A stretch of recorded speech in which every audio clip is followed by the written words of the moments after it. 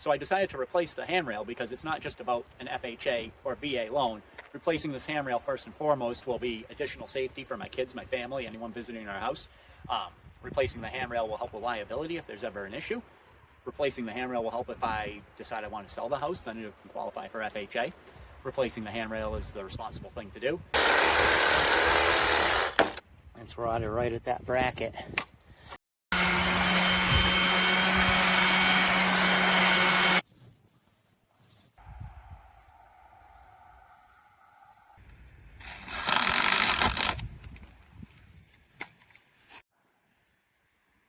So we just